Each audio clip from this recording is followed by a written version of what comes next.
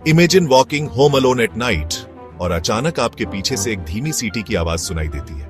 आप मुड़ते हैं, कोई नहीं है, लेकिन सीटी की आवाज आपका पीछा करती रहती है, तेज और करीब। ये किसी पुराने गांव की भूतिया कहानी नहीं है, ये एक वास्तविक घटना है जिसने पुलिस अधिकारियों को भी डरा दिया है। और सबसे डरावनी बात यह है कि सीटी बजाने वाला केवल तब दिखाई देता है जब मौत करीब होती है।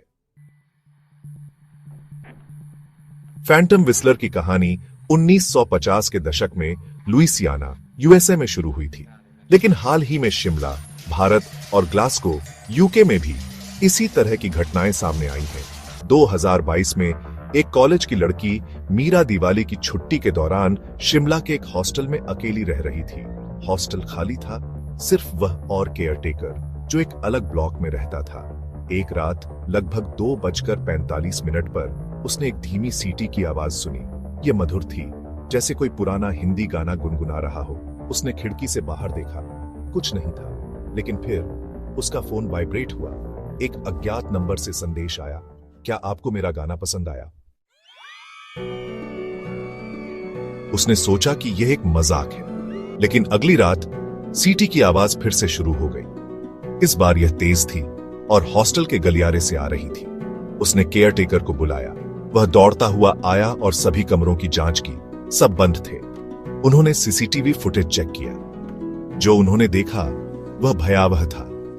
एक धुंधली आकृति, लंबी, बिना चेहरे वाली, हाथ जेब में डाले हुए, गलियारे में शांति से चल रही थी, सीटी बजाते हुए। लेकिन यहां एक ट्विस्ट है, कैमरे ने कोई ऑडियो नहीं पकड़ा। फिर भी मीरा और केयरटेकर दोनों ने इसे लाइव सुना। अगली सुबह मीरा के पिता ने दिल तोड़ने वाली खबर दी। उसकी दादी का निधन हो गया था, ठीक उसी समय जब सीटी की आवाज आई थी। यह पैटर्न कम से कम 5 देशों में दर्ज किया गया है। जब भी फैंटम विस्लर दिखाई देता है, सुनने वाले से जुड़े किसी व्यक्ति की 24 घंटे के भीतर मृत्यु हो जाती है।